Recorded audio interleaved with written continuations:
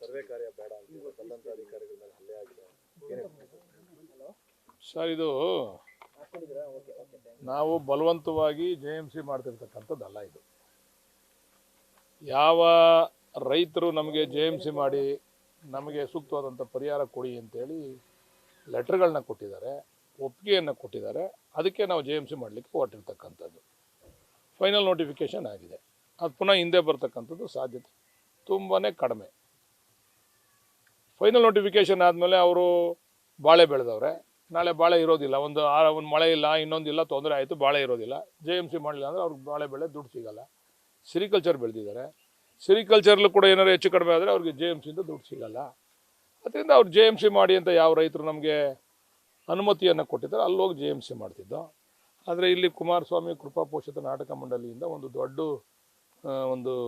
ಏನು ಅವಾಂತರವನ್ನು ಸೃಷ್ಟಿ ಮಾಡಬೇಕು ಅಂತಕ್ಕಂಥದ್ದು ಕುಮಾರಸ್ವಾಮಿ ಅವರು ಕೂತ್ಕೊಂಡು ಹಿಂದೆ ಎಣಿತಾ ಇರ್ತಕ್ಕಂಥ ವಿಚಾರ. ಇದು ಯಾತಕ್ಕೆ ಮಾತು ಹೇಳ್ತೀನಿ ಅಂತಂದರೆ, ನೋಡಿ, ಅದು ಗಲಾಟೆ ಆಗಿ 1 ಅವರ್ಗೆ ಸೋಷಿಯಲ್ ಮೀಡಿಯಾಗೆ ಬರ್ತಾರೆ ಕುಮಾರಸ್ವಾಮಿ ಅವರು. ಸೋಷಿಯಲ್ ಮೀಡಿಯಾ ಮುಂದೆ ಬಂದು ಮಾತಾಡ್ತಾರೆ, ಎಚ್ಚರಿಕೆ ಕೊಡ್ತಾರೆ ಪೊಲೀಸ್ನವ್ರಿಗೆ. ನಾನು ಮುಂದೆ ಈ ರಾಜ್ಯದ ಮುಖ್ಯಮಂತ್ರಿ ಆಯ್ತೀನಿ, ಹುಷಾರ್ ಅಂತಾರೆ. ಅಂದರೆ ಅದು ಬಾಲಿಶತನದ ವರ್ತನೆ ಅಲ್ವಾ ಅದು? ನಾಳೆ ನೀವು ಪ್ರಧಾನಮಂತ್ರಿ ಆಗಿ ಕಾನೂನು ಏನು ಹೇಳ್ತದೆ, ಕಾನೂನು ಪ್ರಕಾರ ನಾವು ಕೇಳಬೇಕು, ನೀವು ಕೇಳಬೇಕು.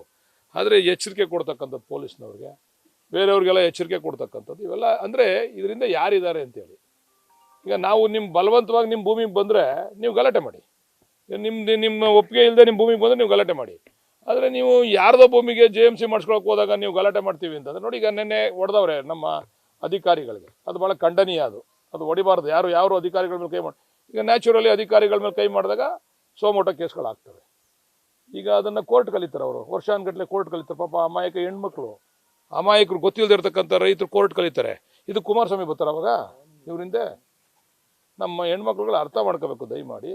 ಆಮೇಲೆ ಯಾವ ವ್ಯಕ್ತಿ ಇದಕ್ಕೆ ಕಾರಣಕರ್ತ ಅದೇ ವ್ಯಕ್ತಿನೇ ಹೋರಾಟಕ್ಕೆ ಇದು ಮಾಡೋದು, ಬೆಂಬಲ ಕೊಡೋದು, ಇದು ದುರಂತ. ಇದು ಅದರಿಂದ ಇದು ನಾನು ಹೇಳಿದ್ನಲ್ಲ, ಇದು ಕುಮಾರಸ್ವಾಮಿ ಕೃಪಾಪೋಷಿತ ನಾಟಕ ಮಾಡಿ ನೋಡೋಣ.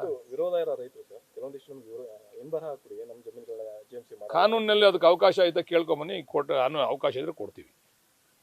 ಎಲ್ಲನೂ ಸುಮ್ಮನೆ ಏನೋ ನಮ್ಮ ಮನಸೋ ಇಚ್ಛೆ ಮಾತಾಡೋದ್ರಿಂದ ಅದು ಪ್ರಯೋಜನ ಆಗೋದಿಲ್ಲ. ಕಾನೂನು ಕೂಡ ಇಲ್ಲಿ ಕೆಲಸ ಮಾಡ್ತದಲ್ಲ.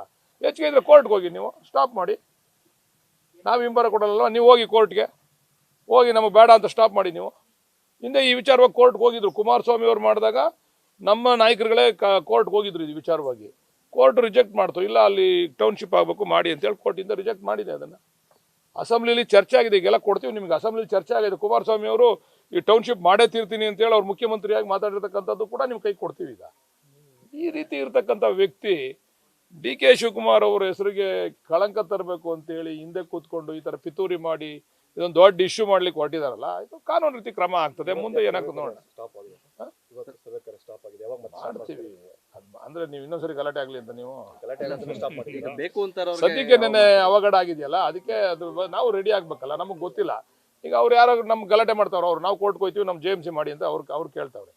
ನಾವು ಕೋರ್ಟ್ಗೆ ಹೋಗ್ತೀವಿ, ಕೋರ್ಟಿಂದ ಡೈರೆಕ್ಷನ್ ತರ್ತೀವಿ ಅಂತ. ಅದಕ್ಕೆ ನೋಡೋಣ, ಇದ್ರ ಬಗ್ಗೆ ಸಾಧಕ ಬಾಧಕ ಎಲ್ಲ ನೋಡಿಕೊಂಡು ಮಾಡ್ತೀವಿ, JMC ಮಾಡ್ತೀವಿ. ಕೆಲವೊಂದಿಷ್ಟು ರೈತರ ಮೇಲೆ FIR ಆಗಿದೆ ಸರ್. ಆಗ್ತದೆ, ನ್ಯಾಚುರಲ್ ಅದು. ಪೊಲೀಸ್ ಇದು ಏನು ಸರ್ಕಾರಿ ಅಧಿಕಾರಿಗಳ ಮೇಲೆ ನೀವು ಕೈ ಮಾಡಿದ್ರು ಆಯ್ತದೆ, ನಾನು ಕೈ ಮಾಡಿದ್ರು ಆಯ್ತದೆ.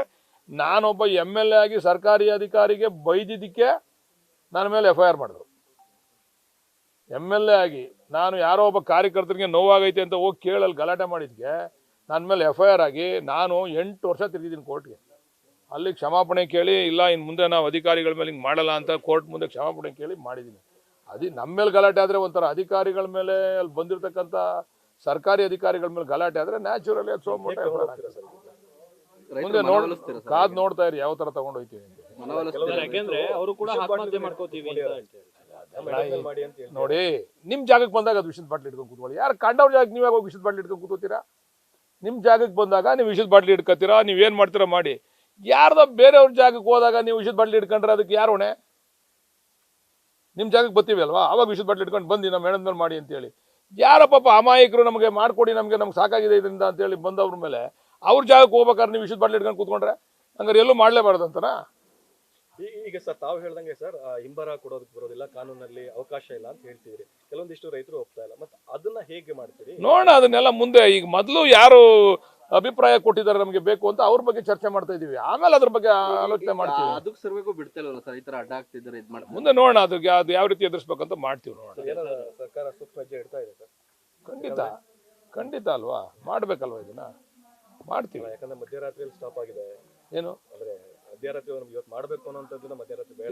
ಇಲ್ಲ ಇವತ್ತು ಮಾಡಬೇಕು ಅಂತ ಯಾರು ಹೇಳಿರ್ಲಿಲ್ಲ. ಇನ್ನು ಗಲಾಟೆ ಆದ್ಮೇಲೆ ಇವೆಲ್ಲ ಸಾಧಕ ಬಾಧಕ ಚರ್ಚೆ ಮಾಡ್ಬೇಕಲ್ಲ, ಯಾರ್ಯಾರು ಇದರಿಂದ ಇದ್ದಾರೆ, ಯಾರ್ಯಾರು ಅದ್ರ ಬಗ್ಗೆ ಮಾತಾಡ್ತಾ ಇದ್ದಾರೆ, ಯಾರು ಇದಕ್ಕೆ ತಡೆ ಒಡ್ಡಿರೋರು ಯಾರು, ಇವೆಲ್ಲನೂ ಸಾಧಕ ಬಾಧಕ ಚರ್ಚೆ ಮಾಡಿ ಆಮೇಲೆ ನಾವು ತೀರ್ಮಾನ ತಗೊಂಡು ನಾವೇನು ತರಾತುರಿಲೇ ಇಲ್ಲ, ಮಾಡ್ಬಿಡ್ಬೇಕು ನಾವು ಈಗ ನಾಳೆ ಮುಗಿಸ್ಬಿಡ್ಬೇಕು ಅನ್ನೋ ತರಾತುರಿಲಿಲ್ಲ, ಹಂತವಾಗಿ ಮಾಡ್ತೀವಿ. ಸಿಎಂ ಗಮನಕ್ಕೆ ತಂದಿದ್ದೀರಾ ಸರ್? ಇಲ್ಲ ಏನ್ರಿ ಇಂಥ ದೊಡ್ಡ ಇಶ್ಯೂ ಸಿಎಂ ಗಮನಕ್ಕೆ ನಾನ್ ತರೋದಲ್ಲ, ಅವ್ರು ಇಂಟೆಲಿಜೆನ್ಸ್ ರಿಪೋರ್ಟ್ ಅವರೇ ತರ್ತಾರೆ.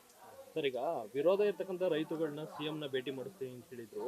ಈ ನಡುವೆ ಇದೊಂದು ಆಗಿರ್ತಕ್ಕಂಥ ಹೌದಲ್ವಾ, ನಾನು ಕೆಲವು ರೈತರನ್ನ ಕರೆದು ಕೇಳಿದೆ, ನೋಡಿ ಬಿಡ್ತಕ್ಕಂಥ ಪರಿಸ್ಥಿತಿ ಇಲ್ಲ, ಈಗ ಮಾಡ್ತೀವಿ. ನಿಮಗೆ ಬೇರೆ ಬೇರೆ ವಿಚಾರಗಳನ್ನ ನೀವು ಚರ್ಚೆ ಮಾಡೋದಕ್ಕೆ ರೆಡಿ ಇದ್ರೆ, ನಿಮಗೆ ಕೊಟ್ಟಿರ್ತಕ್ಕಂಥ ಪರಿಹಾರದಲ್ಲಿ ಕಡಿಮೆ ಇರ್ತಕ್ಕಂಥದ್ದು ಅಥವಾ ಬೇರೆ ಬೇರೆ ಇವ್ರಿಗೆ ಏನಾರು ಅನಾನುಕೂಲ ಆಗಿದೆ ಅದನ್ನ ಸರಿಪಡಿಸಿ ಅಂತಕ್ಕಂಥದ್ದು, ಈ ವಿಚಾರ ಚರ್ಚೆ ಮಾಡೋದಾದ್ರೆ ಸಿಎಂ ಭೇಟಿ ಮಾಡಿಸ್ತೀನಿ ಅಂದೆ. ಈಗ ನಾನು ಸಿಎಂ ಹತ್ರ ಕರ್ಕೊಂಡೋದ್ರೆ ಇನ್ನೊಂದು ನಾಟಕ ಆಯ್ತದದು. ಇವ್ರು ಬರ್ತಾರಲ್ಲಿ ಕೂಗಾಡ್ತಾರೆ, ಮೀಡಿಯಾ ಮುಂದೆ ಎಲ್ಲ ಕೂಗಾಡಿ ಇಲ್ಲ ನಾವು ಒಪ್ಪಲ್ಲ ನಾವು ಕೊಡಲ್ಲ ಅಂತ ಹೋಯ್ತಾರೆ, ಅವಾಗ ಇನ್ನೊಂದು ನಾಟಕ ಆಯ್ತದೆ. ಅವರು ರೈತರೆಲ್ಲ ಒಪ್ಕೊಂಡು ಪರಿಹಾರದ ಬಗ್ಗೆ ಚರ್ಚೆ ಮಾಡ್ತೀನಿ ಅಂದ್ರೆ ನಾಳೆ ಇನ್ನೊಂದು 24 ಗಂಟೆ ಒಳಗಡೆ ನಾನು ಸಿಎಂನ ಭೇಟಿ ಮಾಡಿಸ್ತೀನಿ. ಪರಿಹಾರಕ್ಕೆ ಒಪ್ಪಲ್ಲ ಅನ್ನೋದು ನಮ್ಗೆ ಬೇಡ ಅಂತೀರಲ್ಲ, ಅವಾಗ ಅದು ಕಾನೂನು ರೀತಿ ಕ್ರಮ ಆಗ್ತದಲ್ವಾ, ಅವಾಗ ಏನ್ ಮಾಡೋಕ್ಕಾಗ್ತದೆ? ಕೆಲವೊಂದಿಷ್ಟು ರೈತರಿಗೆ ಅಂದ್ರೆ ಪರ ಇರುವಂತ ರೈತರು ನಮ್ಗೆ ಬೇಕೇ ಬೇಕು ಅಂತಾರೆ. ಹೌದು, ಅವ್ರಿಗೋಸ್ಕರನೇ ಮಾಡ್ತಾ ಇರೋದು ಇವಾಗ ನಾವು. ಅವರು ಕೇಳ್ತಾವ್ರೆ, ಮುಂದೆ ಇದೆಲ್ಲ ಯಾವ ರೀತಿ ತಿರುಗೋತ ನೋಡೋಣ. ರೈತರು ಪರ ಇರೋ ರೈತರು ಹೋಯ್ತಾರೆ ಅಲ್ಲಿ, ಅವಾಗ ಅವ್ರವ್ರಿಗೆ ಏನೋ ಹೆಚ್ಚು ಕಡಿಮೆ ಆದಾಗ ಯಾರು ಈ ಹಿಂದೆ ಕೃಪಾ ಪೋಷಣೆ ನಾಟಕ ಮಾಡಿ ಅವ್ರ ಜವಾಬ್ದಾರಿ ಆಯ್ತಾರೆ. ಈಗ ನಿನ್ನೆ ಇನ್ಸಿಡೆಂಟ್ಗೆ ಸರ್ಕಾರವೇ ನೇರ ಹೊಣೆ ಅಂತ ಕುಮಾರಸ್ವಾಮಿ ಹೇಳಿದ್ದಾರೆ. ಪಾಪ ಕುಮಾರಸ್ವಾಮಿ ಇದಕ್ಕೆ ನೇರ ಹೊಣೆ ಕುಮಾರಸ್ವಾಮಿನೇ. ಈ ಕುಮಾರಸ್ವಾಮಿ ಬಸ್ಗಳು ಮಾಡಿ ಅವ್ರವ್ರ ಕಾರ್ಯಕರ್ತರ ಪ್ರತಿಯೊಂದು ಕಡೆಯಿಂದನೂ 2 ಬಸ್ಸು ಡೈಲಿ ಹೋಗ್ಬೇಕು ಅಂತ ಹೇಳೋರಂತೆ. ಒಂದೊಂದು ತಾಲೂಕಿಂದ 2 ಬಸ್ ಇಲ್ಲಿ ಬರಬೇಕು, ಹಸಿರು ಶಾಲೆ ಹಾಕೊಂಡು ರೈತರ ಪರ ಅಂತ ಮಾಡಬೇಕು. ಯಾವ ಪುಣ್ಯಾತ್ಮ ಇದನ್ನ ಮಾಡಬೇಕು ಅಂತ ಹೊರಟ್ರಲ್ಲ, ಆ ಪುಣ್ಯಾತ್ಮನೇ ಇಂಥ ನಿಲ್ವು ಅಂದ್ರೆ ಕುಮಾರಸ್ವಾಮಿಗೆ ನನಗೆ ಗೊತ್ತಿದ್ದಂಗೆ ಅಲ್ಲಿ ಕೇಂದ್ರ ಸರ್ಕಾರದಲ್ಲಿ ನರೇಂದ್ರ ಮೋದಿ ಅವ್ರು ಏನು ಕೆಲಸ ಕೊಟ್ಟಿಲ್ಲ ಅಂತ ಕಾಣಿಸ್ತಿದೆ ಇವ್ರಿಗೆ.